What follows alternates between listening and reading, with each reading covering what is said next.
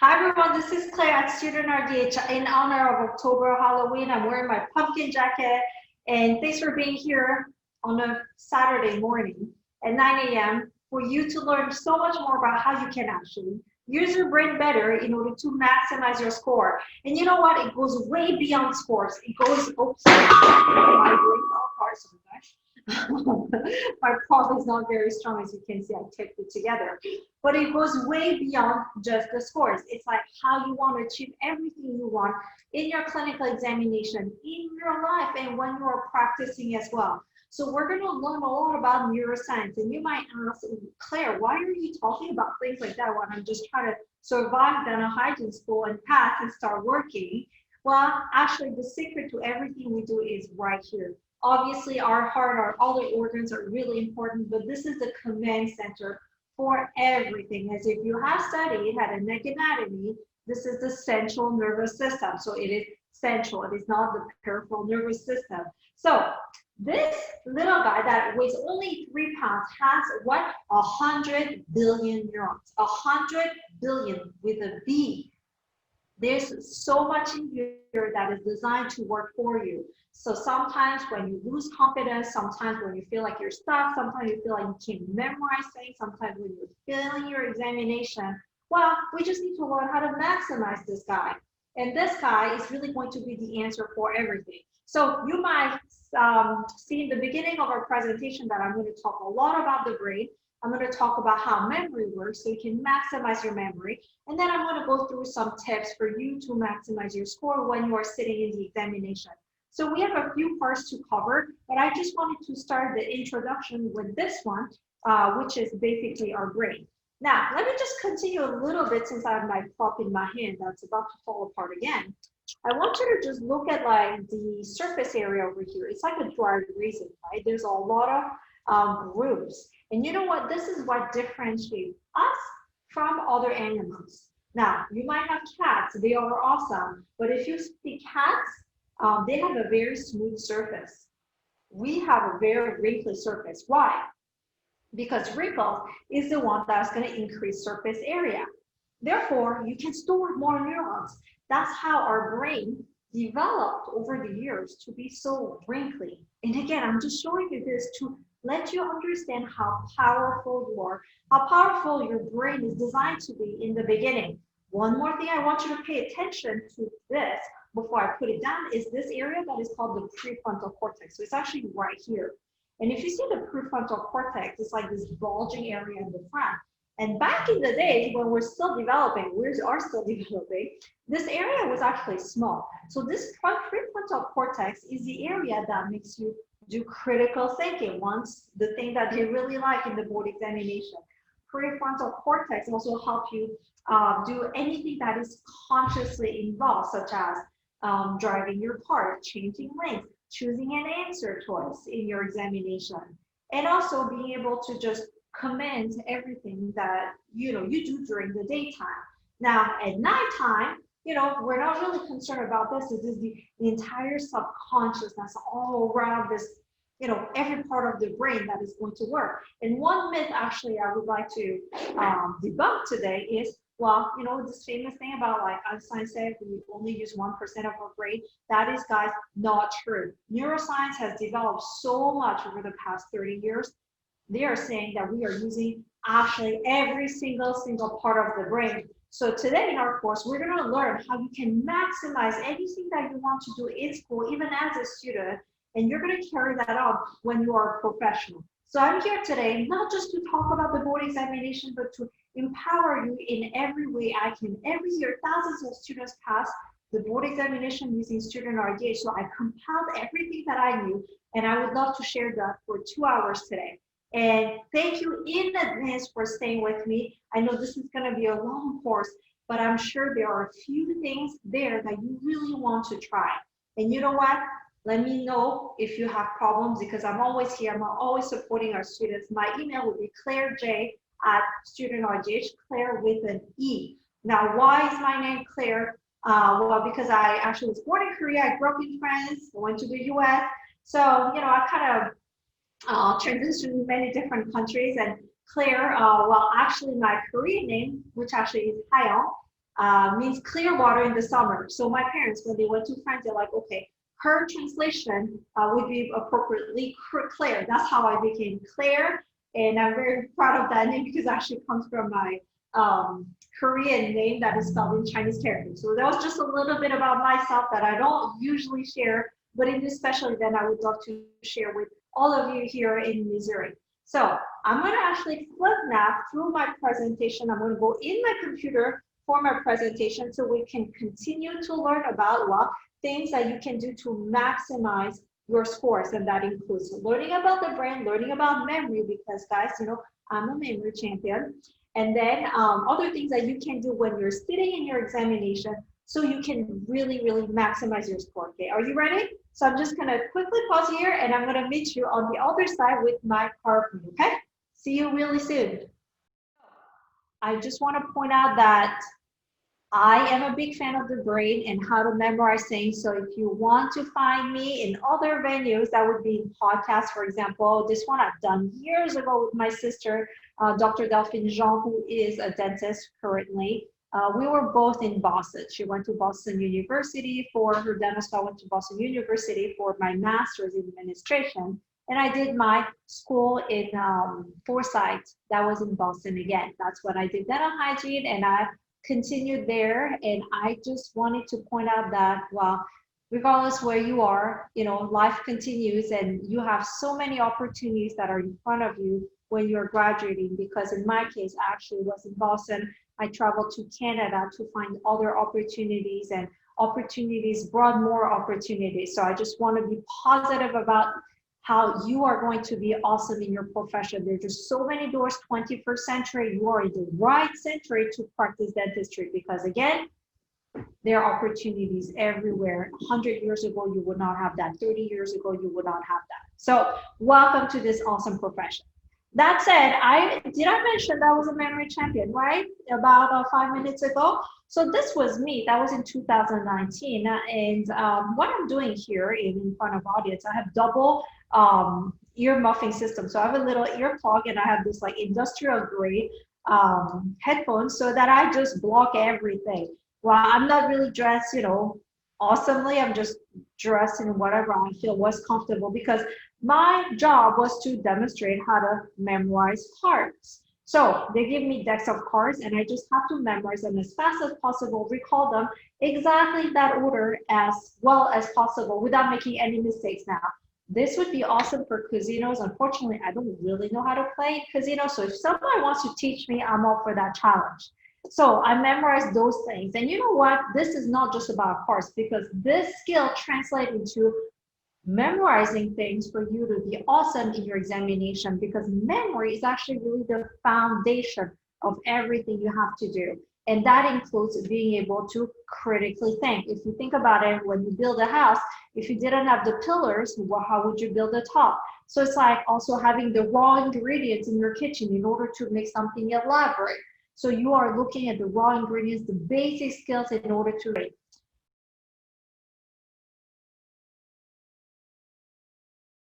Now let's talk about, well, strategy, because everything is about strategies. You know, we have the same amount of 24 hours that a Nobel Prize winner would have. We have the same amount of hours as your student who is performing with an A grade is doing and an F grade is doing. So again, we have the same amount of hours. What's the difference here? The difference is how we spend our time having the right strategies. It's not about time per se. It's like, what do you do with that same amount of time? So for example, you know, I'm gonna go back to the kitchen and give you an analogy about cooking. If you're a great cook, in a short amount of time, you can produce some awesome dishes, right, that everybody is going to enjoy. In my case, I love Italian food. I just love it so much. Not that I really know how to cook it, but I know how to make like tomato sauce from scratch, right? So if you give me those ingredients, garlic, onion, and tomato, I will make something decent. However, if I'm competing with someone who has the strategy, who has been practicing for a long time, my sauce will probably not going to taste that great. Well, you know, it's practice, but also that person has acquired some specific strategies during that time. So I just want to point out to you that I saw this funny thing on the internet. Obviously, he's not going to turn into Rihanna, but that's the goal, okay? We are trying to maximize what we can do in this short amount of time. So let's talk about some strategies. This presentation is divided into two parts: what you can do before the examination and what you can do after the examination, okay? So there's two parts to it. Let's get right into it. So before you are going to the examination or before you're preparing something, this is what I want you to do. Obviously, I'm going to talk about wake-up memory. I want you to read this. This says, which medication causes gingival overgrowth? And there are 4 different answers. What do you think the answer could be in this scenario? Is it nifedipine, diuretic, metformin, or metronidazole? There are 4 answer choices. You can just put it in your head. Okay, you don't have to answer me right now. I just want to make sure that we're going to use this example in order to solve our case and understand how the brain works. What we're trying to do is prevent this hole in the brain. Now, tell me, have you ever felt that? I mean, if you have, you can nod your head. You can just say yes in your head. You don't have to tell anybody. We have this hole in the brain a lot. When you go to groceries, sometimes you're like, what was I supposed to pick up? Did my friend wanted the pumpkin spice latte with soy milk and extra foam? I'm making this up. Or did she want the pumpkin spice latte with an extra shot of espresso? So you are here sitting in the examination. Imagine you are in the big examination, which is the MDHA, in our case, 350 questions, 8 hours to go, and your mind goes blank. Is that a good scenario? Your mind goes blank. You do not know the answer to the question. You see the next question. You still do not know the answer. Your confidence is tumbling. You feel like you want to quit. You feel like you want to get out of the examination. Obviously, that's not what we want. So we're going to prevent that using wake-up memory technique. Let me show you how it can work. And this is actually the science. And as you might know already, I love bringing science. It's not just fluff talk. It's really what we have learned. And you know what, hygienists, we are scientists as well. So this is called the Ebbinghaus forgetting curve. So that was done in more than about 120 years ago. It's a psychologist. His name was Ebbinghaus from Germany. And he studied people. He studied retention. He studied studying. And this is how he found that after 1 day of studying, your memory is at 50%. After 1 week of studying, what do you see? What? We are at 10%. Okay, so when you go to a quiz 1 week later, your faculty has a quiz ready for you, 20 questions on head and neck anatomy, let's say. You might think, did I even study this last time? Did she even mention that? That's what happens in our brain. It is normal. Normal because, well, if we knew everything, our brain would go crazy. And actually the brain is meant to, I'm going to say a big word here, consolidate. So for example, this is the role of our brain. If you eat breakfast, that's usually egg, toast, cereal, whatever you want to put, fruit. That's breakfast, right? So all the various things that you keep doing, it consolidates it, but the brain gives us an abstract format and thinks, okay, this is the category of breakfast. But if you had pizza for breakfast, well, that looks a little different. That's like, ooh, that's not in the breakfast category. So the brain design is meant for you to be able to categorize things, not to remember every single thing you ever ate on earth. It is for you to get some structure so you can just, it's like bins in your, or in your closet space. You have drawers, right? So it is constantly creating storage space. Now, when we are going to the examination, the details count, right? I mean, every single detail, every single thing that you do in dental hygiene school will come up on the board examination. Therefore, you need to know very well what all the details. And we cannot let this curve win. We need to stay at a high performing state no matter what. Right here, We might forget some things, but we want to prevent this crazy downward spiral.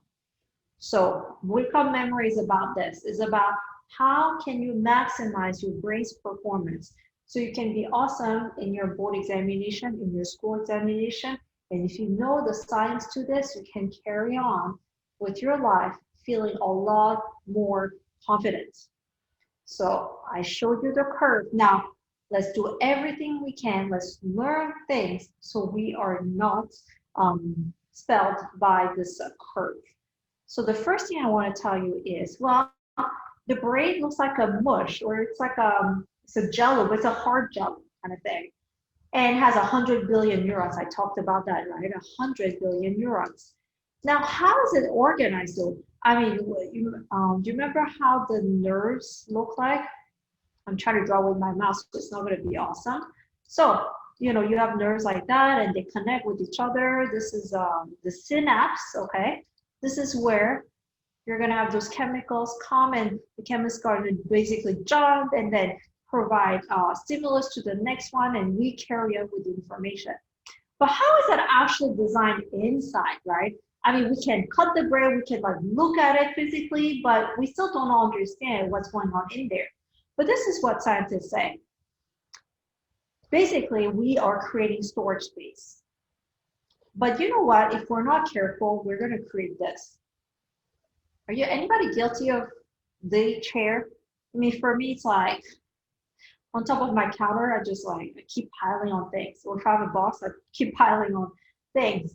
And that's not the best scenario because you don't even know what's going on in there. Where's the white blouse?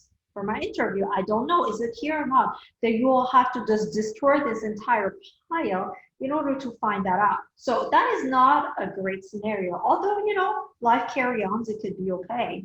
If you want to, again, maximize the limited time you have in your studies, because you might feel like, well, I have 7 different classes this semester. How am I going to go through all of them?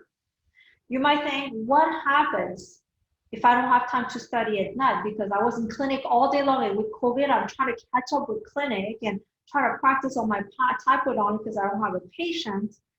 You know, that's a problem, right? So again, if you have 1 hour, 20 minutes, how can you be organized? And we're going to get to how we can look like this type of closet. This is not my closet. I wish I did. My apartment looks about the size of the closet, by the way. So this is all about wake-up memory. Wake-up memory is the tool that I have recreated that's existing for thousands of years that our ancestors had. And I repurpose it for dentistry. Now I teach it to dentists, hygienists, assistants, but also, you know what, people outside of dentistry, such as software developers, such as teachers. This is the basic of your memory. You have sensory information, such as me talking, Netflix playing. You're hearing, you're seeing, that is sensory information. This goes into the short-term memory. And the prefrontal cortex that I pointed out earlier is right here.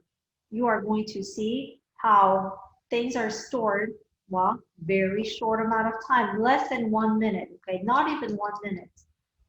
And then you know what happens though? The problem is that we have about only 5 buckets in our short-term memory. So you're memorizing a phone number, you're trying to text your friend at the same time, you're trying to memorize a bacteria name, you're trying to write down what your next examination is, and here you are trying to just make some tea at the same time. So here are 5 buckets. You're doing 5 things at the same time. Those buckets are going to be dumped. It's like a dumpster. And you know what? Now you have fresh buckets. So the problem, as you can see here, is that, well, this information is not retained. It gets dumped. So what is going to help? This area that is called the hippocampus.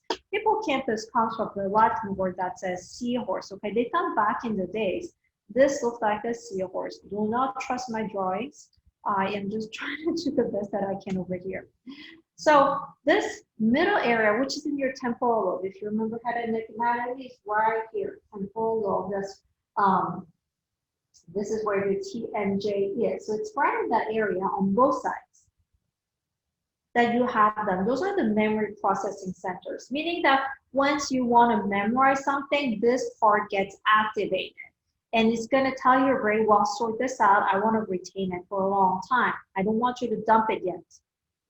So the problem is that we do not encode. This is called encoding. We do not encode the information properly in our hippocampus. So it goes to the long-term storage. Where's the long-term storage? Scientists haven't exactly found the storage area, but they think it lives in the cortex. Remember the wrinkly part I was pointing out to you? The wrinkly skin of the raisin?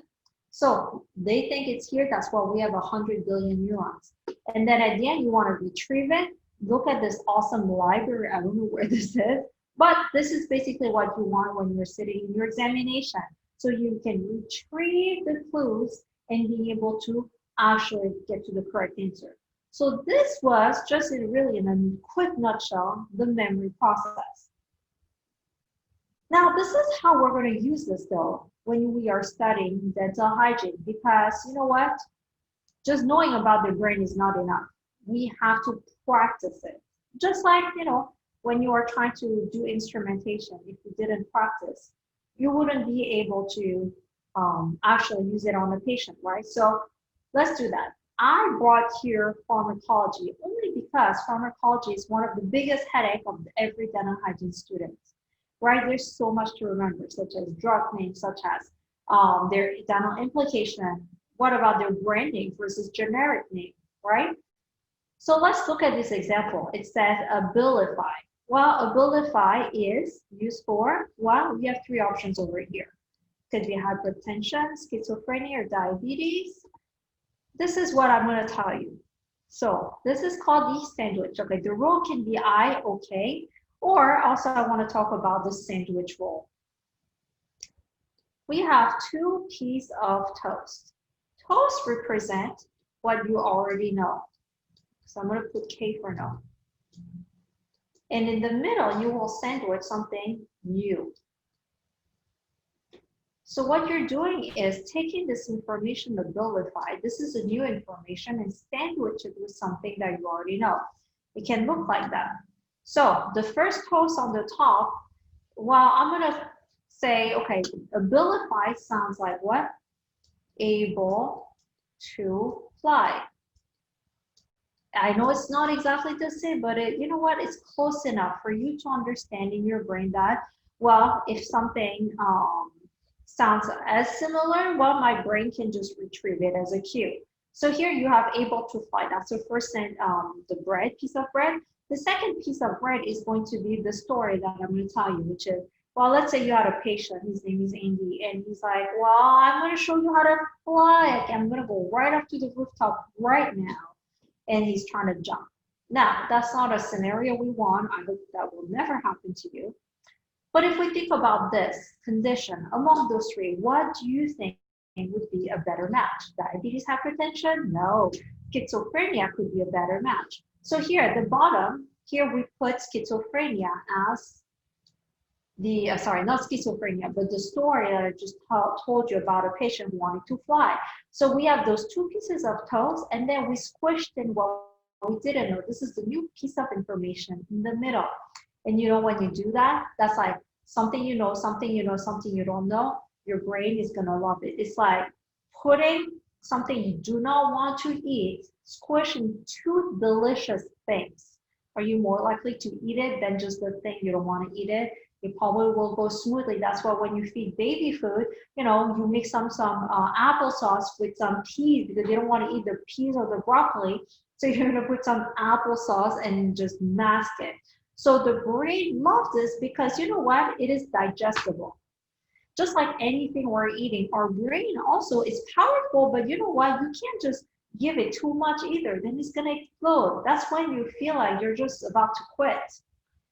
So this is the sandwich method. So I'm going to show you a few more things you can do to use this sandwich method, which is basically put new piece of information with an old one, glue them together, and your brain is going to work for you to store this better because it has something it is familiar with. So let's continue the story. I don't know if you have seen this video. I have it on YouTube as well, but those are the hypertension drug suffixes. those are for hypertension drugs, okay? So there are about 5 categories, and those are the main categories. And the reason you want to know what their suffixes is because the suffix tells you what category of drug it is, and that category will tell you what dental complications you might see. For example, some beta blockers might cause gingival hyperplasia. So when the patient comes with swollen gingiva, you might think, okay, gingivitis, but sometimes it's not. So let's see how you can digest this information. So you have OLOL. I observe it. This is new piece of information. I want to digest it. So I link it to something that I know, the D and a D. And then I turn it to a B and a B. So far, easy, right? And what hypertension drug categories with a B and a B? Beta blocker, right? So that was easy, right? You just learned how to just turn an OLOL into a beta blocker, how to memorize that. You connected 4 different neurons, and it just information speed is going to get faster and faster as you practice it just a few times. The sandwich method. Let's continue. Things that end with IDE. I take the ID net. I have the mirror image of it, which is DI. Any drug category that is going to help you understand DI diuretic, well, here. It's just some words in there that you identify, which is basically what you know, and then connect it with this new piece of information, which is a diuretic. You follow me so far? A few more things here. 10. 10, what? 10, what? My arm is 10. Well, now this is the whole story of I was a bridesmaid, and you know, the bride gets to pick whatever they want as a dress. And I needed a spray tan quick because I didn't have time to actually tan. So I'm thinking about this scenario when my arm is 10. And arm, you know what? Sounds like arm. Or we can say eras are 10. Now, I don't mean to put any racial jokes or anything like that here. You know, this is one of the things that a student mentioned. I thought it totally made sense. So maybe it makes sense to you too. What I'm trying to show you, there are many different ways to actually learn this. Because you know what? Your brain, your experience, my brain, my experience are different. So just find something that works for you. Let's continue. Things that end with Pril are, well, who has a birthday that is in April? Maybe you do, right? So that makes it easy. My mom's an April birthday. And you know what? I take the A in the April and I say, well, ACE inhibitor. That way I also know that, you know, things that end with Pril are ACE inhibitors. Perfect. The last one we have over here. So pine, things that end with pine are going to be, well, without telling you the answer yet, I'm going to show you what I have. So this is my story. Pine trees are everywhere, right? But one moment I specifically remember is that it is really going to, so I was in, I'm trying to think. I was in California. I was in Tahoe, Lake Tahoe, and I saw one of the most beautiful pine trees over there. And you know, I've been traveling in many places, but for some reason that day, those pine trees were speaking to me. So that's what I remember about Lake Tahoe, which is in California. So from here, I say California, and then I say calcium channel blocker. Do you get it? I know it's weird. I know it's so weird. But you know what? This thing works because we use the sandwich method that's been working for thousands of years. Back in the days, how do you think people memorized the Bible? Because they had the church, right? The church, if you look at each panel of window, they're supposed to tell a story. Why? Because again, you are sandwiching what you don't know, which is, well, the Bible story with a visual, and you try to bundle it together so that it makes sense to you. Just like this. This is visual as well, because you can imagine your arm is 10, you can understand what April is, and you can understand California or pine tree. So you're usually visualization. You're using senses that make sense to you in order to memorize things. So if you want to watch it again, you can go on YouTube and you will find the specific video. I filmed this years ago, and I didn't really even expect anybody to like it. However, it went around the world, especially pharmacology students love it. So if you have other requests for me, saying, hey, Claire, I don't know how to memorize the dentition eruption pattern, which is a big one, which actually is in StudentRDH. I created a video for you on exactly how you're going to memorize that. I don't have it here today, but it is in StudentRDH. So let me know if you want to see it. I probably will make a YouTube version of that as well. So let's just continue our story a little bit more about, well, you know which drug category it is, but at the end of the day, what you really need to know is what are the related conditions? What are the related dental conditions? So here we have cyclosporin, and I have a visual of a bicycle, and I take the what cycle in it, and then I say wheels. I zoom in the wheels, they're round, and I say round gingiva. So when I see cyclosporin, I can tell myself, well, I might see some round gingiva, which is gingival hyperplasia in the patient. Makes any sense? Again, it might not be 100% in your brain yet, but you know what? The more you practice, the better you're going to get at it. And the more you practice, the easier it's going to get. And you are going to feel completely in control of your memory. You're going to feel like you're doing your best and you have confidence in everything you do. Let's continue the story here with our calcium channel blocker. What I do is a C and a C, and I reverse this one C and give me an O. That's all I did, guys. Again, I'm sandwiching an information I do not know yet, which is gingival hyperplasia, with something that I know, which is the letter C and a C and an O. So O like round, and that's it. Calcium channel blocker can give you gingival hyperplasia. I mean, how easy was that? Did anybody tell you how easy things like that could be? Well, in my mind, they're easy if you spend just a little bit more time trying to dig into how can I sandwich this new piece of information. Okay, let's continue over here with the question we started with. Medication causing gingival overgrowth. Remember, calcium channel blocker, I told you the story of, well, pine trees in California. So if we go that entire route of what I say, things that end with pine or calcium channel blocker, you have a C and a C, you turn the C and you get an O, that gives you gingival overgrowth. Now, that took me, what, 5 seconds? But in your brain, when you keep practicing, it's going to take you 0.5 seconds. And you will get to your answer so easily. And we know here in this case, because of what we have learned, it's not diuretic, it's not metformin, it's not metronidazole. So I think I made my point here of trying to use wake-up memory technique. And it's not something crazy, okay, guys? I did not invent any rockets. I'm not Elon Musk, but I repurposed what our brains, our ancestors have been doing for thousands of years when they didn't have pen and paper and the internet to search everything. They relied on this to be awesome. And I'm just repurposing that for you to be successful in anything you do. So here are 2 more examples here. 7 kilocalories. This applies to numbers too. Well, here's what I'm going to do. I'm going to count numbers, letters.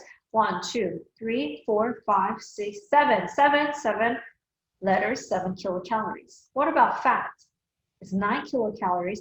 I think about fat like just a fat belly, fat face. You know, I just look at the shape, it's visual for me. And I'm like 9. Okay, that totally makes sense. Or we can count and say 3 by 3 equals 9.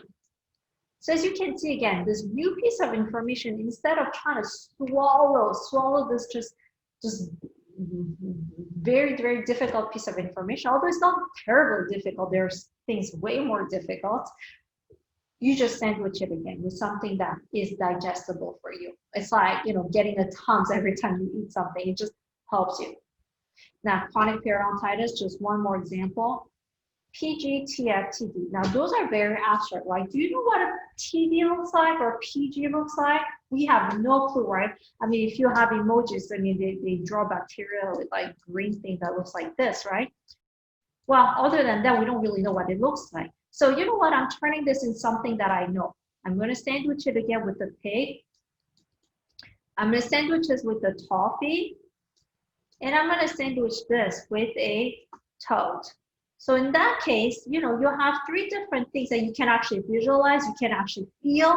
Do you feel the stickiness of the toffee? Can you hear the pig? Can you hear the toad? Can you touch them? And now you know very easily what are the 3 bacteria related to chronic periodontitis. So those are the things that I want to tell you about how to use wake up memory technique.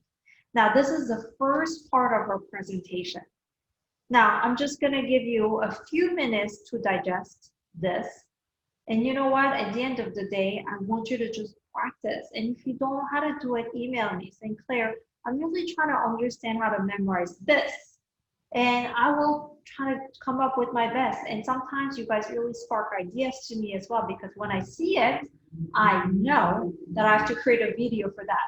So don't be shy. Please ask me anything, and I promise I will do my best to create something that helps you, that probably helps everybody else. So this was the first part of the presentation. And after that, I'm going to talk about what other things you can do to really be prepared for the board examination. And that can also apply for your school examination. And after that, we are going to talk about things that you can do to maximize your score, okay? So I'm going to give you a few minutes break over here because I love the Pomodoro technique, okay? And you know what, it looks like this. Okay, 25 minutes of studying, 5 minutes of break, 25 minutes of studying, and 5 minutes of break. So that's what I'm trying to do here. So join me again later. See you soon.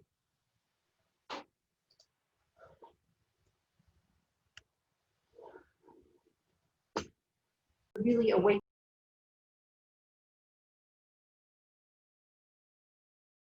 In your Hi everyone, I am back. Now we're going to continue with our second part, and I'm going to talk a little bit about how you can maximize your effort in planning, because I think scheduling planning gives us a lot of headache. We want to be good, right? Anybody using a planner right now? So you are actually going to have a handout that you can print out if you want to. It is also available in the StudentRDH book that I have in my hand right now. This is the board's review book. In case you have this book, it is also over here.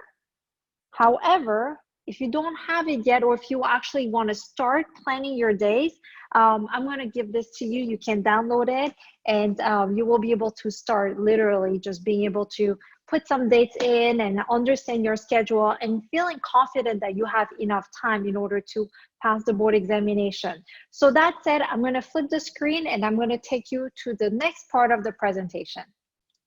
Okay. Well, as you can see here, we have plan your days, and I know we discussed this already.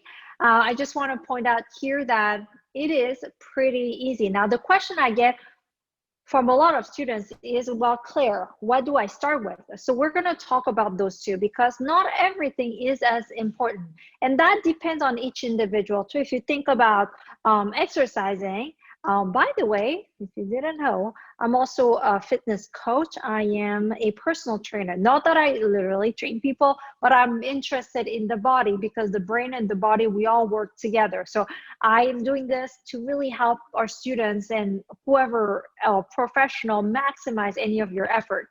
So that said, how do you plan your days? What do you start with? What is your weaknesses? And this is, to me, the answer. And again, this comes from coaching so many students every single year, thousands of students passing the board examination.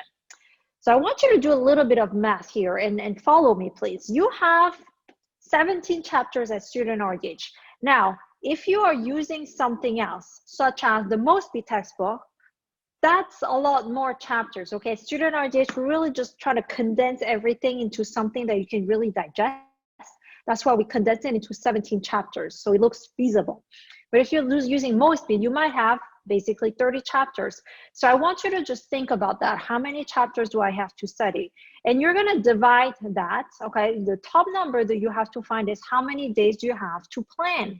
So in this case, I put 80 days, thinking you have about 3 months until the examination. If you are planning on graduating next year, that gives you maybe about 5 months, okay? Maybe 6 months. So you're just going to get that number. So let's say, you know, in your case, I'm just thinking maybe you're going to be a May graduate.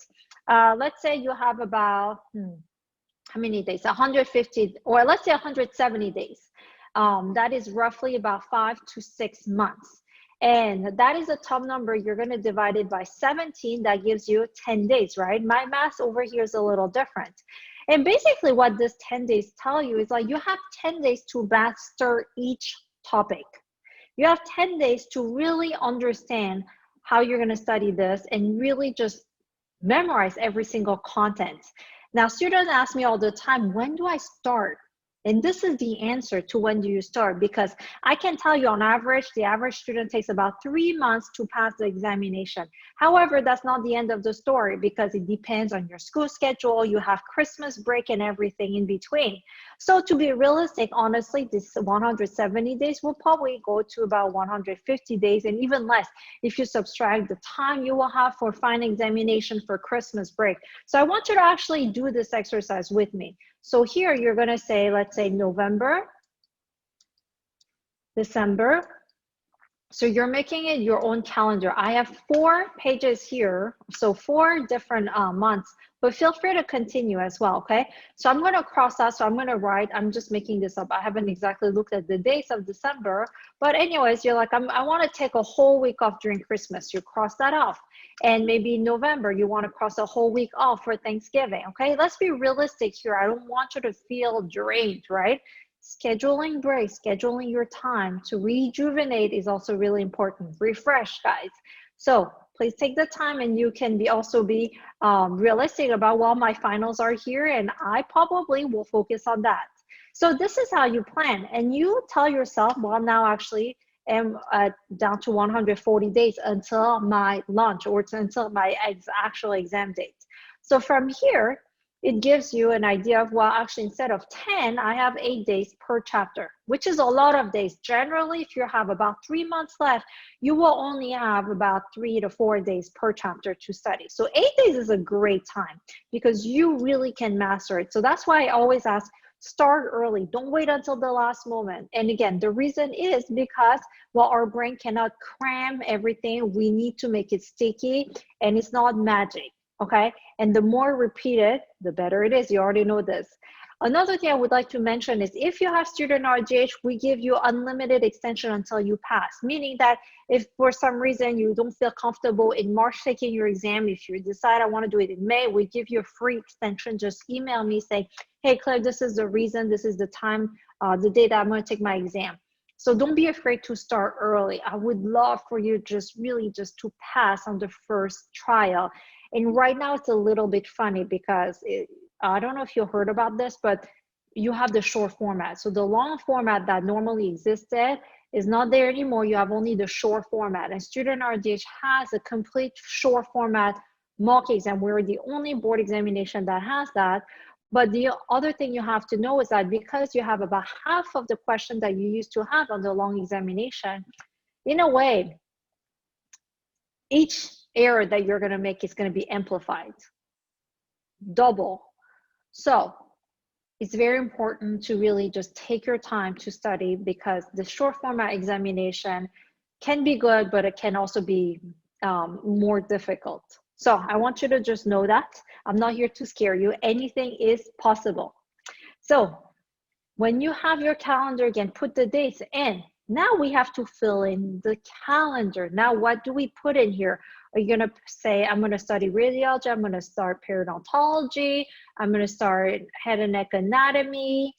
So you have options, right, of chapters. Well, let me show you what you're going to put in there. And that requires a separate set of calculation. I know I'm talking about calculation, guys, don't worry. It's going to be easy. So I said, identify your weakness, meaning you're going to start with what you're not good at. Don't worry about what you're good at. You need to tackle what you don't know. So let's have a look over here. I have this. What does that mean? So I have all those chapters here, and I want you to just put how confident you feel about a certain chapter. It's just being honest with yourself. You don't have to report to me. You don't have to report to your faculty. It's just about yourself. You just put down a number and understand, okay, pharmacology, I don't feel that great. And it's okay, because we're going to turn that into a 10 really soon. And after that, what I want you to do is do this. I want you to just do all the set 1 quizzes, which is all, so in StudentRDH, you have set 1 and set 2 quizzes, and you will be able to write down the score. So I don't even want you to study yet. I want you to just take the quiz first. It's like the baseline. When you go to the gym and you get a personal trainer, in the beginning, they're like weighting you, they're doing your circumference, which is like the, your waistline and all of that, fat measurements. So you're measuring yourself. Again, who cares if you get a 40? Because the only thing you need to focus on is, well, I'm just going to do the best and I'm going to get that to 100. That's about it. So be honest with yourself, take a quiz. Now, if you don't have StudentRDH, because I'm not here to tell you, hey, you have to get it, you have to get it. If you have Mosby, for example, that's okay, but take a quiz that you have over there in Mosby and try to understand, give yourself maybe 30 questions and get your score as well. So again, it doesn't have to be exactly this one specific board review, but it's just the methodology that counts over here. And if you had a quiz from your school, that counts too. So just try to get yourself a measurement, just trying to be, give yourself a number, because as you know, if you can put a number to it, you're probably gonna more likely to stick to it. So that's what I would like to say. And as you can see in fitness or things like that, that I teach a lot too, is that when you are realistic and when you know actually what's going on, you're more likely to improve. So for example, if I say your fat level is 30%, when it's a little dangerous, we want to get down to like 20-ish area, then you can actually understand, your mind can comprehend what's going on. So again, put a number to it. And then you look at everything and you say, okay, pharmacology, I'm weaker. I'm not feeling confident. My score says so as well. So I need 5 days to study versus 4. So you're trying to assess how many days you need to study for each chapter, but what do you put first? Things that you're not doing well with. So if I may go back to the previous page, what I'm going to put here is not radiology. I'm going to put pharmacology. I'm going to study pharmacology for about 4 days. Okay, and what was after pharmacology? Maybe or pathology. So depending on your specific score. That's why it needs to be an individual score. Please don't rely on your friend's score, because that means nothing to you. You are going to put what you really actually needed to study. So you can use different colors here. That might be a good way for you to understand what's going on. So for example, radiology, I would put it in blue so you understand visually what's going on. So you give yourself 4 days, 5 days over here because you feel that you're a little weak. However, if you say, well, I am pretty confident about my oral anatomy, so, I would say oral anatomy, I'm just going to give myself 3 days. And the reason why you do that is because you want to leave some time at the end for the mock exam. You want to dissect the mock exam. At StudentRDH, we have a full mock exam. We also have the short mock exam. So you want to leave yourself a few days for that, because that's an 8-hour examination. The short mock is about a 4-hour examination. And also, you might want to go back to some of the chapters. Okay, so you put down what your schedule is going to look like. Now, this is not the end of the story. After you study, I want you to take the quiz again. And you are comparing here. How did I do? Did I do better than before? That's all you have to know. Now, if you are about the same, you can think for yourself, well, maybe I didn't do that well. Maybe I didn't really memorize that well. Maybe I need to critically think a little bit more. So this is quiz 1. But then since you have studied, I want you to just take quiz 2 as well. And then you're gonna maybe see your score increase again because you've learned from quiz 1. So that's how we are going to incrementally do better, better, and better. There's a science to it. There's a methodology to it. It's not just, hey, open your book and do as much as you can. There's actually a methodology that we can follow that not only helps us visualize our progress, but also give us red alerts when we feel like we're not doing so well. And actually, I shouldn't say feel, because we can see it. This is evidence. It's like charting, right? You do probe breathing, you don't feel gingivitis, but you can tell your patients, well, you're bleeding over here, therefore we need to take care of that. So this is what you're doing. So I would actually ask you to follow the system as much as you can.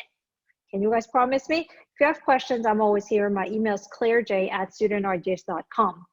And students who have followed the system feel so much better about themselves. They know they're gonna do better than when they just open the textbook. So please try this as well. Now, let's talk about some other things that I want you to do before going to the examination. And after this entire part, I'm going to tell you some of the things you can do to maximize your score during the examination. But here, we're still in the preparation stage. I want you to practice on your computer. I don't want you to just go there and have the examination in computer for the first time in your life. What I'm trying to say is that if you have been practicing with paper only, there is a problem. Why? Let me show you this. So this is actually how StudentRDH rolls.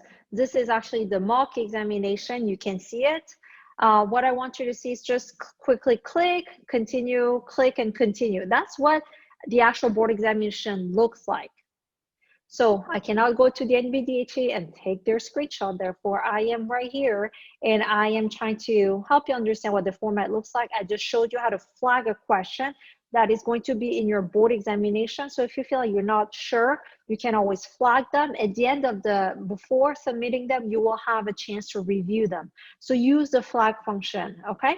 So the reason I'm showing this is because I'm telling you it's all computer based, right? Now, I mean, you guys are used to computer. I don't worry about that. But hey, we still like paper, right? I mean, that's why we have this book, because everybody asks, hey, Claire, do you have a board's review book? And I love books myself. Like there's something about touching the paper and using pencils that feel good. But however, let's say you did this quiz with StudentRDH and you didn't try to practice it on the computer. Well, there's a problem here because I'm showing you a research here. So, you know, this is from the OECD and it shows how a group of students have taken, well, the same examination. One group had computer examination, another group had the paper examination. About the same subject, math, exactly the same thing. Do you see how the group who tested with paper scored higher than the group that tested on computer only? Well, there's a problem here because even if you studied the same thing, the same quiz is more likely to be better for you if you use paper. What I'm trying to say here is that when you use a computer, you're gonna score less than what you're used to on the paper. So if you have like 75 on the paper exam, you know your score is gonna go down to maybe 70 on the computer examination. And the cutoff for the MDHA is 75. Therefore, I don't want you to feel like, well, I'm doing awesome on paper, because I want you to really measure yourself in a computer. So it's like, you know, running on a treadmill versus running a real marathon. Whenever you have a real marathon, there are other challenges versus running on a treadmill, right? So when you are in a computer, you will have challenges that you didn't have on paper. For example, one thing is, well, your eyes will start feeling like they're gonna fall off your head. And that's why I always have like eye drops. Every single hour or so I put eye drops, because it's known, like dry eye syndrome is a real thing because you're staring at a computer, you're not blinking enough. When you have dry eyes, that's going to give you a headache. You bet when you have a headache, you're not performing that well.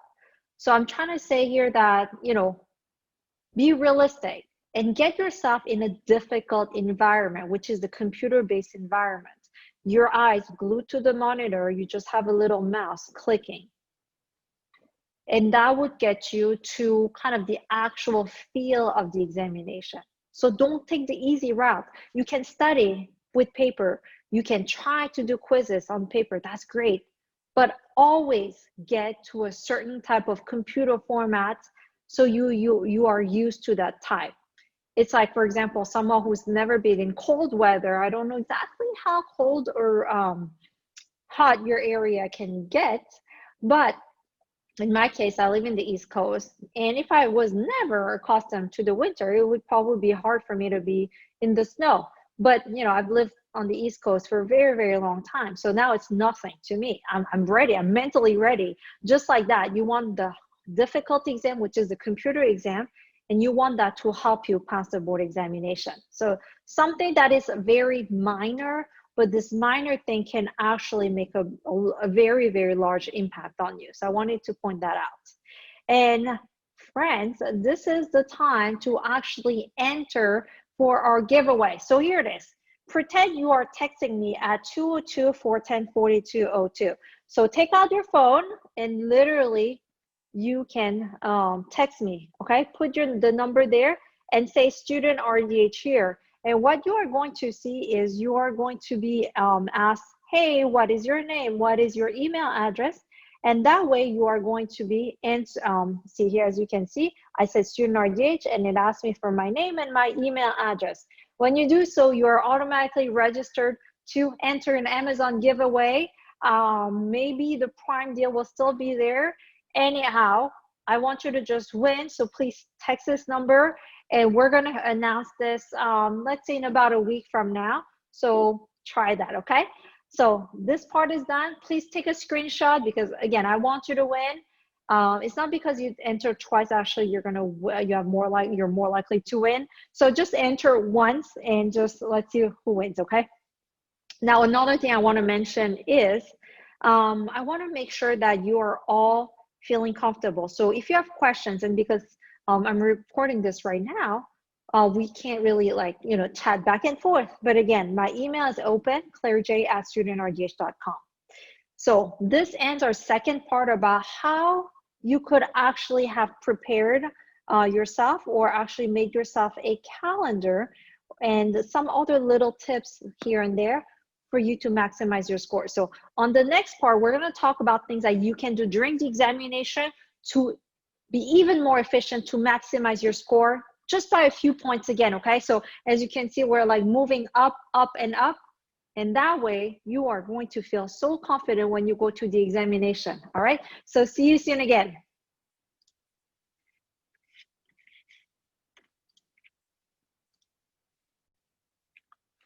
Hi everyone, I'm not crying. I just put some eye drops that I just talked about because my eyes could not take the computer screen. So hey, let's live what we have. And I actually like to use those eye drops that do not have preservative, just in case you want to just get that for your examination. So back at it.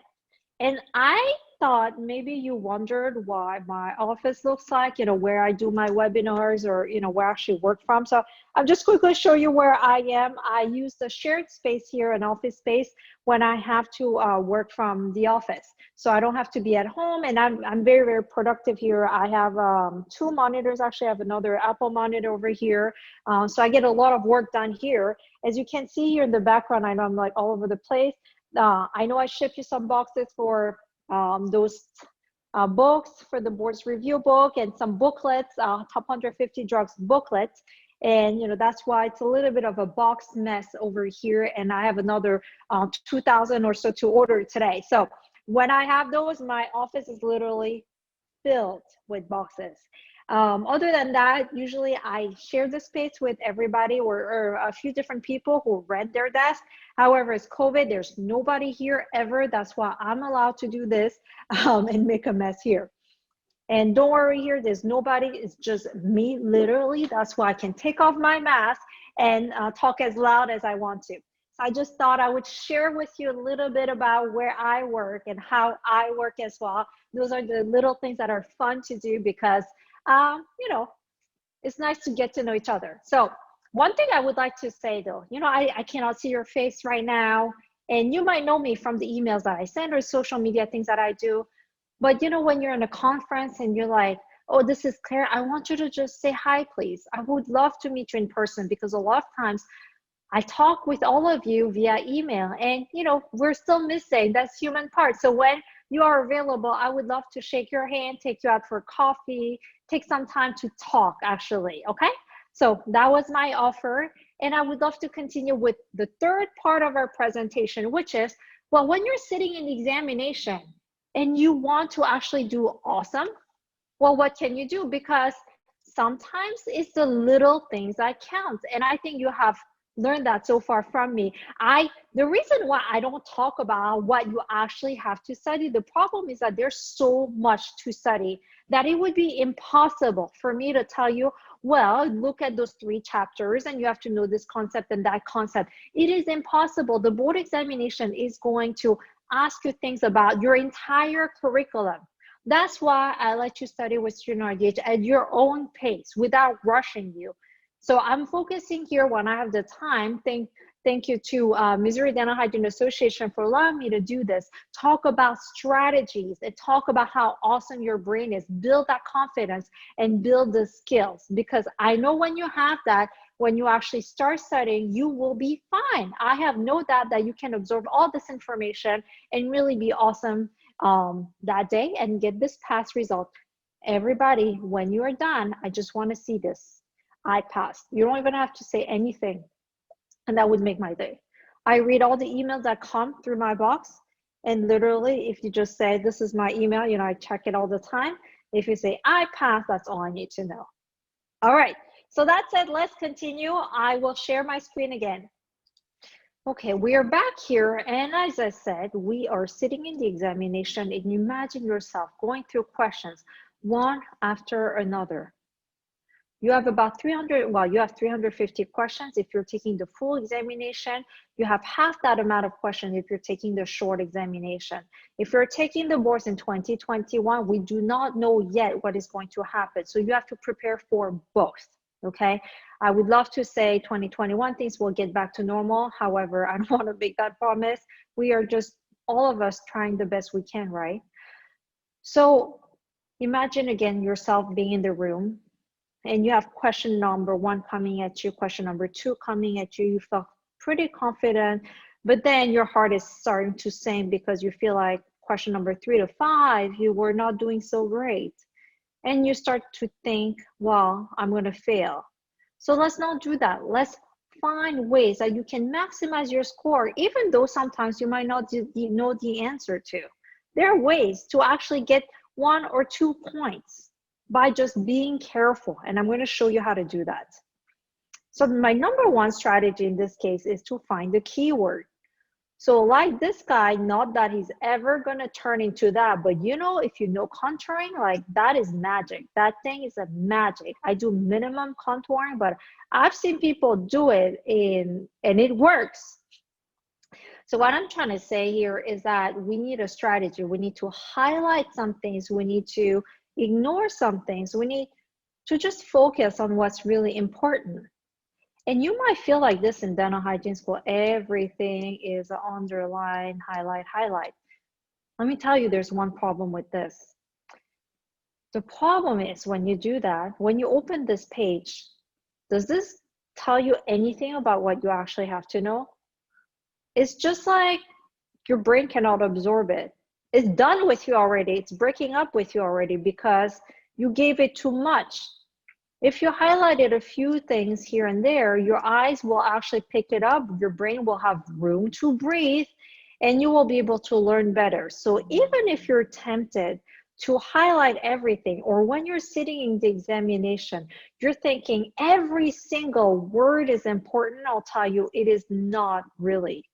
Okay, so my whole point here of number 1 is finding the keyword. And let's learn how to do this together. So if you have here this question on the left side, I'm going to let you read for a moment.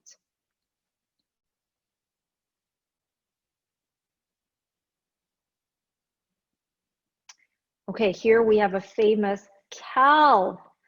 Please know this, okay? This one thing that you must know in order to pass the examination. If you could give me 1 single keyword, what would that be? When I ask this, a lot of students tell me, well, Cal is an important keyword. Inflamed is an important keyword. What else? Gingival margin is an important keyword, but I'll tell you one thing that's major is this. And if you know from the things that we've been doing, sorry about this one, if you know from things that we've been doing, is if you have the right information, your brain processes it better, you will be calmer when you can focus on one thing instead of 500 different things. Your brain is designed to actually be able to pay attention to only a few things. Remember the 5 buckets I talked about at the very beginning? Your short-term memory or your processing memory, 5 buckets. So please let it be empty so you can actually focus on 1 or 2 buckets. So that's where the keywords come from. If you're trying to fill this bucket with every single word you have, you're already overflowing. You're not going to choose the right answer, or you're more likely to make mistakes. So we zoom in, and we know when there's inflammation, we add the number. Oh, no, sorry. No. Okay, sorry. We subtract the number when the tissue has recession. You're going to add the number. So in this case, this was really important because there's a difference between 2 and 6, right? One, you added the number.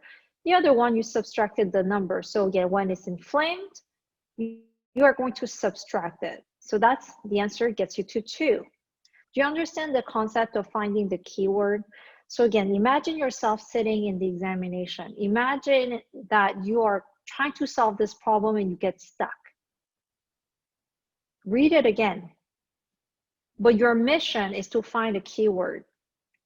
And compare it to other keywords and say, which one is most important? I have 5 buckets that are available to me at this moment. What am I going to fill it with? Can you all do this? Let's try it on the right side. Again, so many words. We have 5 buckets. What are we going to put in here? So you're reading, and I'm actually going to give you a minute to do so.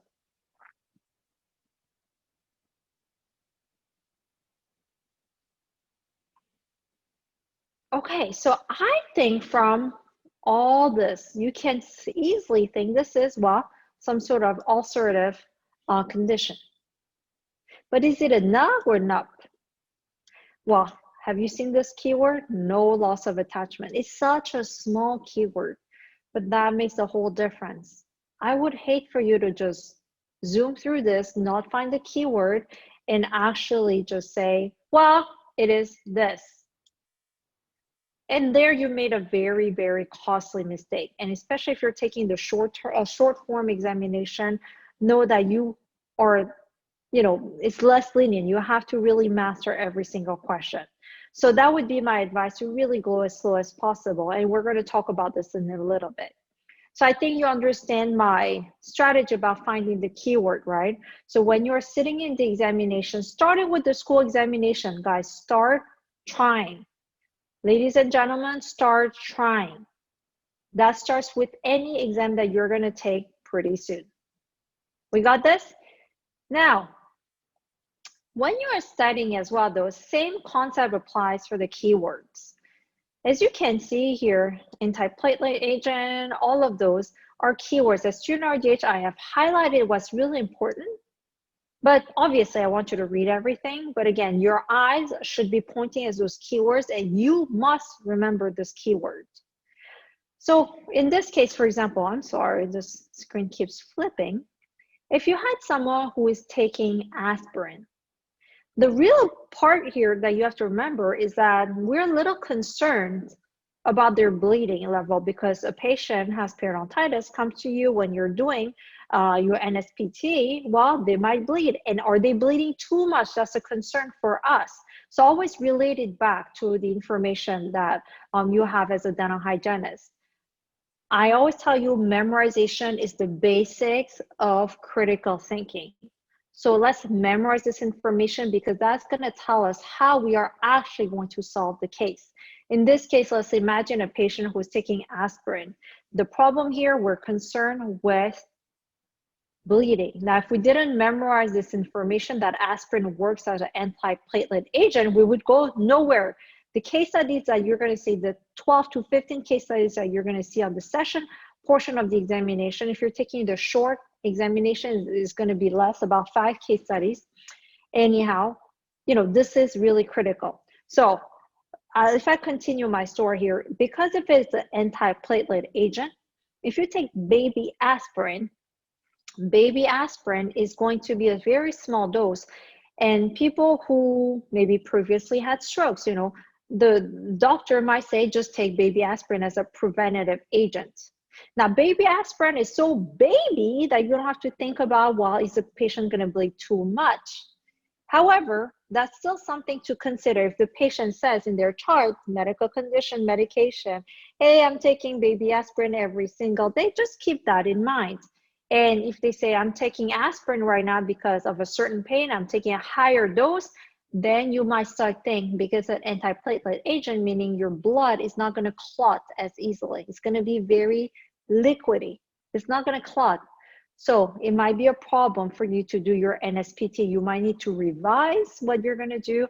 You might need to ask the patient to come back some other time. That's where critical thinking works. But again, you don't know it until you memorize this information.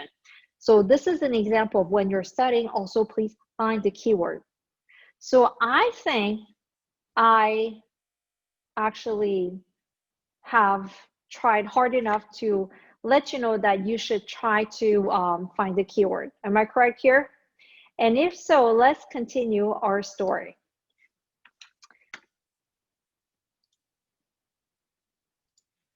Now, the second point I want to make is for you to slow down. So this goes kind of hand in hand with finding the keyword.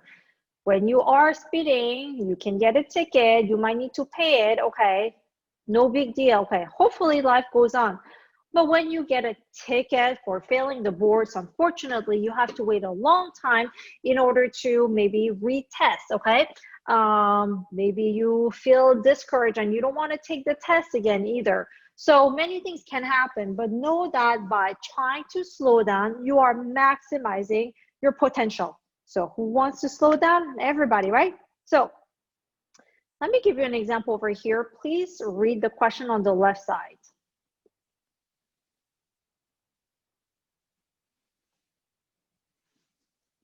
Okay, so if you read this question, it says the amount of energy produced by 10 grams of fat. Now, let me tell you what happens if you're reading it a little too fast. You're going to read 1 gram of fat instead of 10. I'll tell you why that happens. Because our brain likes things that it is used to. The textbook always talks about 1 gram, 1 gram. 1 gram of carbohydrate, 4 kilocalories. They never tell you about 10. So here they're asking you to just do a little bit of math in your head, which is extremely easy math, okay? Kindergarten, they can do it.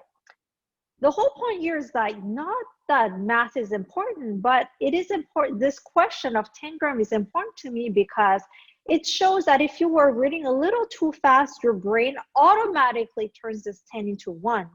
Again, why? Because the brain likes things that it is used to. And if you are used to see 1 gram, sometimes if you don't pay attention, if you go too fast, your brain is going to think automatically 1 gram just because it's easy for the brain. In this case, you might say 9 instead of 90. And this is a question that is very costly because if you paid a little attention, you can actually score. However, if you made this mistake, well, it's something that, hopefully, so was not a mistake you made. I just try to just give you this example because I've seen it over and over again that one of the reasons students fail is because they go too fast. And sometimes they fail, okay? Sometimes that happens, life gets in the way. We just try to be positive and continue. Now, the reason I'm really emphasizing is because it's so easy to do. I mean, instead of taking like 10 seconds per question, take 20 seconds. How difficult it is? Not that crazy difficult, right? So that's why I'm emphasizing on little things that actually will not change anything about, I'm not asking you to study 2 more hours per day. I'm actually giving you things that are going to maximize your score without you spending even more time. I'm giving you things that are going to actually make you more efficient. You spend less time on doing this so you can take care of your family and your health and sometimes watch Netflix. There's no harm in that, right? So I just wanted to give you an example that the brain really tricks you sometimes, and you probably seen this sometimes, and you're like, I swear I saw this word, and sometimes it was not even, and you're like, this patient's name I swear was Sarah. She was not a Sarah, right? So there are little tricks like that, and the brain is optimized for that. So in the examination, you cannot make mistakes like that. So please slow down. On the right side, I have another question. Please read it for a second while I take a sip of water.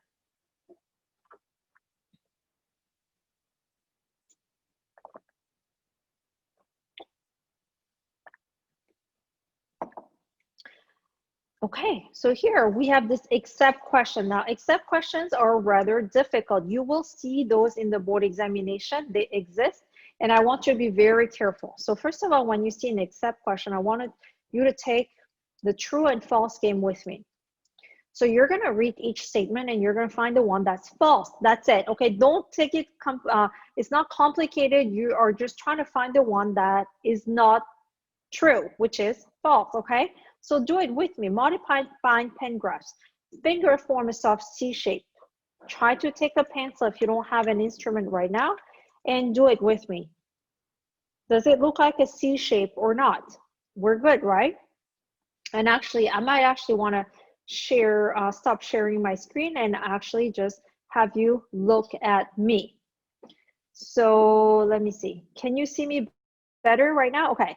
Sorry, the light got a little funny because if I don't move this area, it just turns off the light automatically. So here, I have my pen. Does it form a soft C shape? Yes or no, true or false? So it's a true, right? The second answer choice is about the ring finger rests against the middle finger, okay? Do you see my ring finger? Kind of rests against it, right? So we say a true. And then pad of the middle finger rests on the instrument. That's a answer choice. See, pad of the middle finger rests on the instrument. I mean, is it? Kind of like yes, right? So it's true. Now, thumb and ring finger are placed opposite of each other. Okay, I'm going to say it again. Thumb and ring finger are placed opposite of each other of the handle. Thumb and ring finger. Not really, right?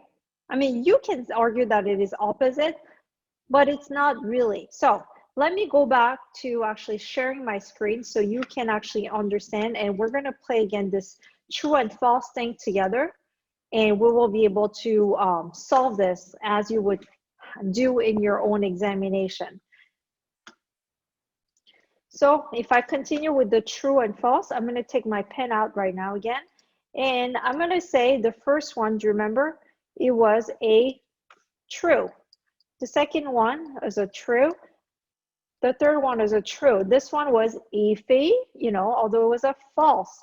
So there are 2 points I want to make here is that if you read a little too fast, you know what? The brain is going to say the thumb and index finger are placed opposite of each other.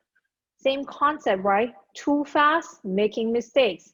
Too fast, more points to be taken out. So go slow, please. Again, such a small thing to adjust and such an easy thing to do. One other point I want to make here is that when you have questions like this that are really, really wordy, we're more likely to make mistakes because again, we have 5 buckets and there's just so much coming at us. So we don't know where to place information. So it's just overflowing the whole time and you're just trying to pick an answer. Okay, so that's another reason to go slow. And this is a very slightly different point rather than, you know, go slow is, as you can see, some answer choices or some questions are like, what are you trying to trick me? Are you trying to fail me here? Because I feel like this can be an answer. It's not really 100%. But if you read the MDHA guideline, you know what it asks you? Choose the best answer. Not everything is going to feel like 100% like on the left side. Some questions are going to feel like, well, it could be this and it could be that, especially in community oral health. So you don't have to feel like this answer is the one and only answer. Sometimes you will have answer choices that are like, yes, maybe no. Your job is trying to find the best. It's like when you're dressing up to go to graduation, and I hope you can all do a real graduation next year, not a virtual one. Well, it's like, do I pick my black shoes or do I pick my pink shoes? All of those are viable options. Which one is the best in that specific scenario? So please think about that best, okay? We're not looking for the one and only. Think about the best, because if you don't have that mindset, what's going to happen is you're going to start tumble down saying, they're trying to trick me. I'm going to fail this. I already failed it. Why should I stay here? I'm going to just zoom through the examination, be done, go home and cry. We don't want to do that. We want to make sure that we have our best over here, okay? Best answer, that is a good answer. So I hope you're in the same mindset as me. And, you know, thank you for watching this and just continuing with me, because I know I'm making a lot of comments that Not necessarily everybody talks about. Those are, again, the little things that will just get you 1 more point, 2 more points. But if you add those up, you have 5 more points already. So what I'm telling you right now is actually going to help you get at least, I would say, 5 more points. And we're shooting for about 75 here for the board examination. Now, another tip that I want to give you when you're sitting in the examination, and imagine again that scenario when you have 350 questions coming at you, you're overwhelmed. Are you taking breaks? If you ask people who have taken the board examination, most people will tell you, yes, absolutely, take breaks. And here's the science. So you have this curve, and you can see in the beginning, you start strong, but what happens with time? You go down the hill. I mean, have you experienced this with anything we do in life, right? In the beginning, we're alert, we're excited, we're like, okay, I'm gonna make great notes. What happens with your school? Well, we start listening, we start dozing off, we start living in our, you know, other land, and we wanna plan dinner instead of trying to understand what we need to study. So we are going to tumble down. That's totally normal. I'm not here to tell you that's bad. No, this is real. But what can we do to maximize, again, our performance? Because, again, you have the same hour. Why don't we try our best? So the key here is rest. As you can see, if you go back, if you take a rest, you go back to a good level. Not maybe to the very beginning level that you had, but you're going to be in a very good pace. And you might tumble down again, but at least you did something to go back up. You understand how easy that is as well. So if your professor is allowing this, you know, get up, go back to the back of the classroom, just do some weird lunges. Just even the action of standing up can help you. If I am teaching, I ask people to switch seats or to do a stretch for me. The brain needs some breaks, okay? We're not trained. Our brain is not there to focus with our eyes fixed on the computer for 8 hours. That is impossible. If you think about our human anatomy, we are hunters back in the day, so we are meant for that. So looking at the computer is really making us drowsy, and our eyes are gonna dry out. I told you about the eye drops that I constantly have with me. But again, our brain is gonna freeze. So take the rest. Now, number 4 is what I call the rewind strategy. And students love this one because it's such an easy thing to do. I'm gonna ask you, do you check your answers before you submit them?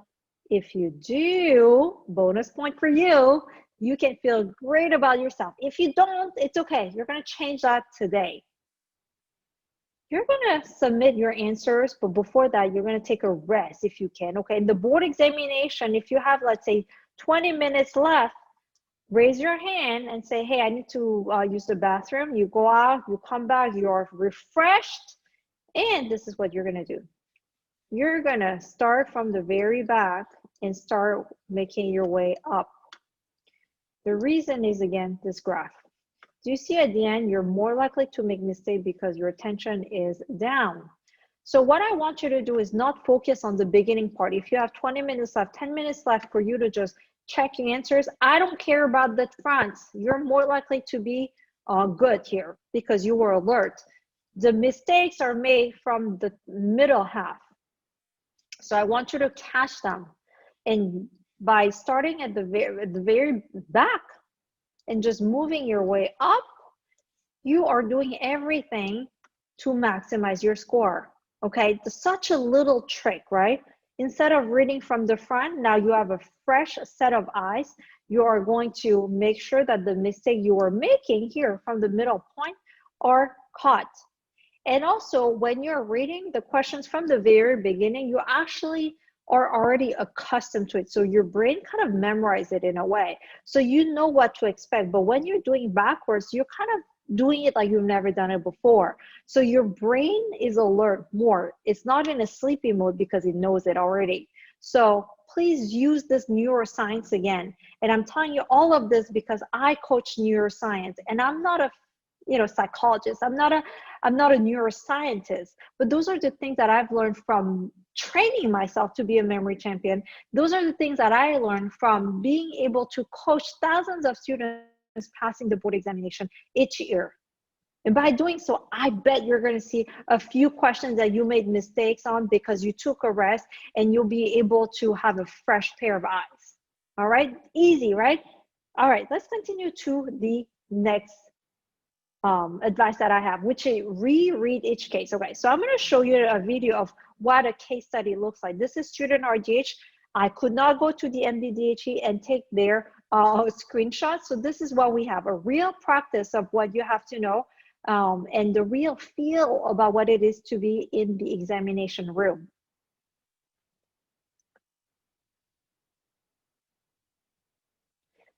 Okay, as you can see, you're going to have a case. You're going to flip through some of the boxes on top. You're going to flip through the chart, profile, radiograph, and photograph, and you are going to be answering the question.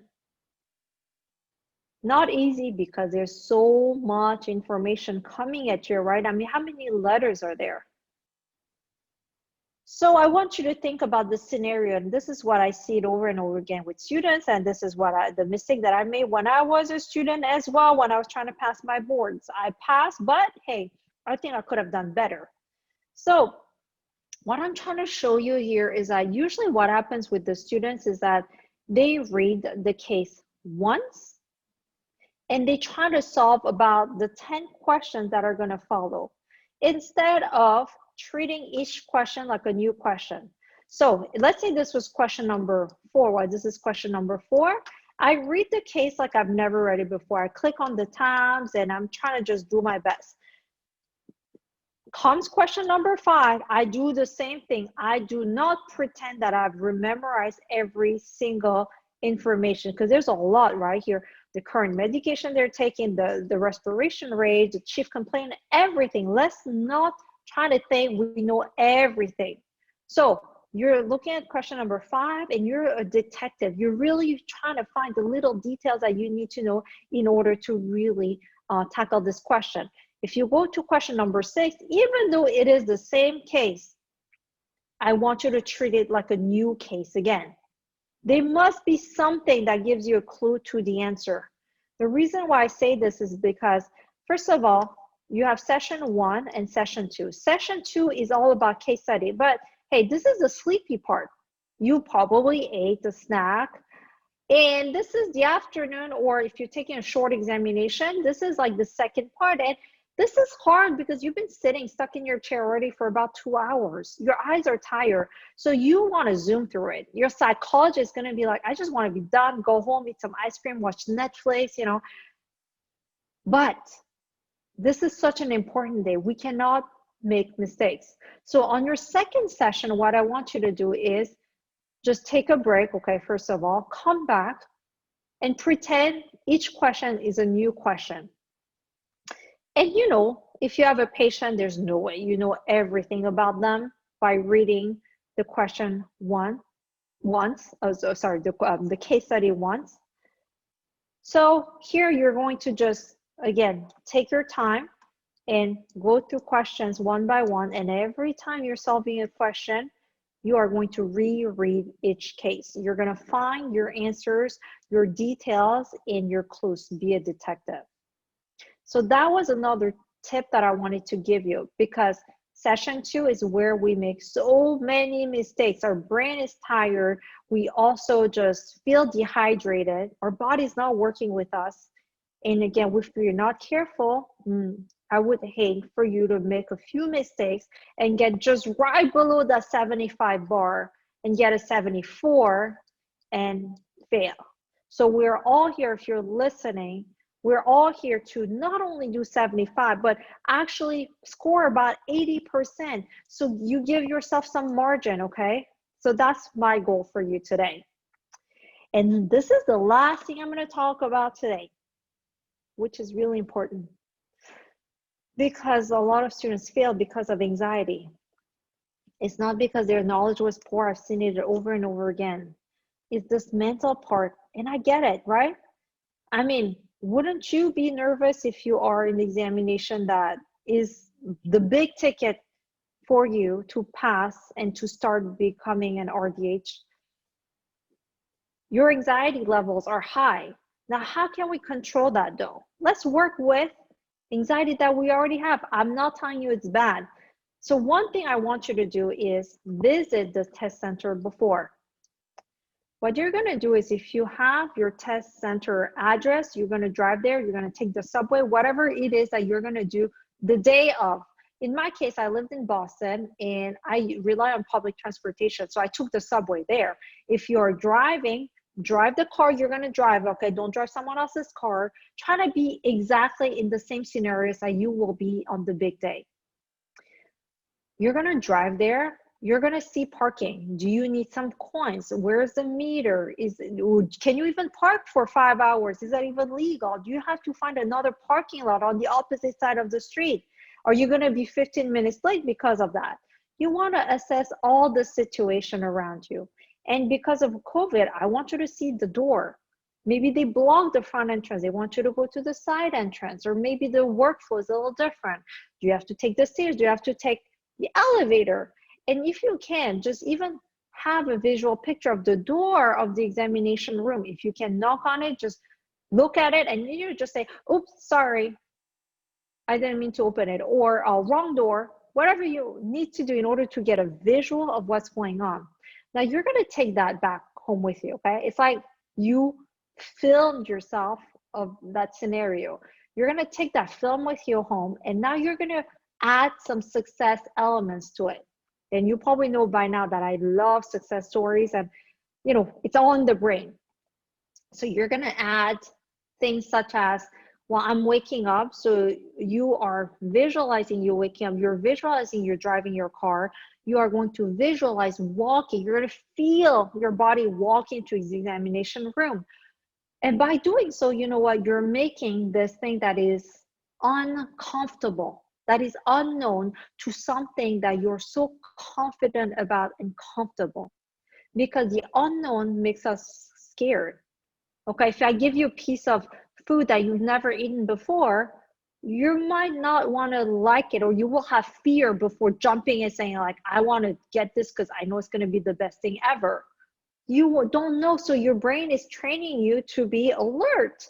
And that's what happened in your physical body, you know, back in the days while there was a lot of poison, because, you know, they were relying on food that are just growing from the land, and we didn't know if that was good or bad, so it was alert state. But by taking this visual of the examination room and center and the entire drive, while you are making this a success story that you can absorb and feel. Now, on top of that, let's layer it.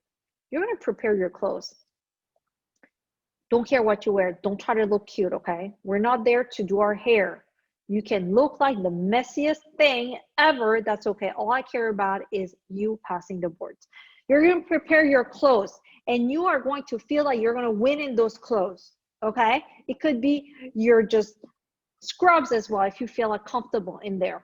Prepare them and give it a success story too, saying like, this is my success clothes. Have you ever watched Suits? I watched some of it, not the entire thing, but if you have watched it anyways, Harvey has his watch, which is like his winning watch. So every time he puts it on, it's his good luck charm, he wins. Such as that, you're creating your own good luck charm, which is your clothes, because sometimes they don't let you bring like other jewelries, like, so unless it's religious, okay, the test center might say no. It kind of depends on the proctor, but hey, your clothes is what you're gonna wear. So imagine yourself passing the board wearing those. And that's all the power of visualization. If you keep telling your story of success, you will be successful. There is no other way. That's how we are programmed. And I talked in the very beginning how our brain is 5% conscious and 95% subconscious. You're working with this 5%, so you're driving to the exam center, you are trying to prepare your clothes. That is the conscious level, right? And then when you have that, when you turn that into a success story in your head, you're letting your subconscious work for you every single minute of the day. Even though you don't think about it, it's baked into it, and it's like growing inside you. I know I'm talking a lot of like things that you might not see, people talking about when you talk about the board examination. But again, I really believe in the small things that you can do. And we have infused all of those techniques into StudentRDH. Obviously, our goal is to help you like memorize everything that is here so you can memorize it and critically think. But at the same time, I'm telling you just a few things that I've seen completely change our students' performance. So those are a few things I want to talk about here in anxiety control. And, this is just a bonus. Hey, if you need a snack, bananas are awesome. They're high in potassium. If you remember the nerve, there is sodium potassium channel. So hey, nerve, 100 million neurons, okay, nerves in here. So when you're giving it the proper food, you are going to perform better. And the proper food for the examination, I'll tell you, is carb. Let's not do just do a protein diet over there. The brain survives on carb and water, okay? So if you have to change your diet just for a day or two, please do so. We're here to maximize your score. I know you're gonna study. I know you're gonna do your best here, but what if we can turn that 75 into 80 or 85? So you have such a cushion and you have certainty that you're gonna pass the board. So this is my presentation. I just wanted to make sure that you understand some of the concepts here that might be a little different than what some other people tell you, but hey, I studied a lot about the brain. That's why I present to on many different fields, and I've seen transformation. So remember how you started your journey and why you started it, because you're here for a reason, right? You didn't apply to school for nothing. You're not paying tuition because you just thought dental hygiene was an okay career, right?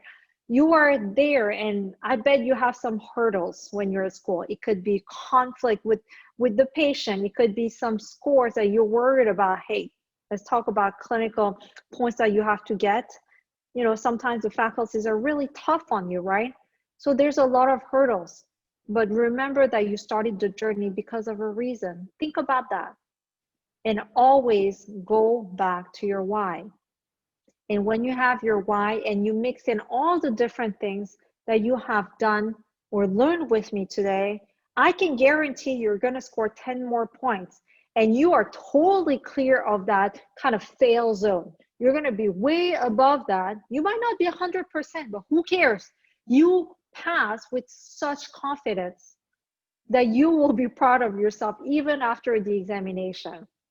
So that was my presentation today. And if you guys want to know more about Wake Up Memory or anything about the board's review, please go to StudentRDH.com. If you go there, you can sign up for our free reviews. You can sign up for our free vitamins, which is just little tips every single week. If you go to StudentRDH.com, sign up. And I continuously create videos. I continuously talk to you about what you have to know. And if you need an extension, I'm always available. It will be free for you until you pass the board examination. So I hope this was helpful for you. And again, I want you to feel your success. I'm already really so excited for you, because I know it's going to be an awesome journey. You're going to finish strong. You're going to accomplish what you promised yourself to do in the beginning of the school year. Your family and friends are going to be really proud of you. And I want to thank again MDHA for inviting me today. It was just such a great honor to speak to all of you. And I just want you to be successful. And when you are successful, you know what? We're going to become colleagues. I'm no longer Claire, who helped you pass the board examination. I'm Claire, who is at the same level as you as a clinician, as someone who is working in the profession. So I hope we can shake each other's hands. It will be my pleasure to buy you a coffee or a drink. I don't want to kind of overly talk about that, because sometimes it's when I was in hygiene school, I was actually the oldest of my class, and I know we had some younger students who were not at the drinking age yet. But again, I would love to take it more casually so we can really get to know each other. So thank you again. Thank you, MDHA. It's just been such an honor. And I just want to again emphasize that, the real power is within you. Okay. The power is in this brain. So if you cultivate that brain, if you work with the 5% of conscious and the 95% of subconscious and the tips that we talked about today, you know what? There is no chance you're leaving for mistakes and for failure. Again, my name is Claire. My email is clairej@studentrdh.com, and have a great day. Thank you.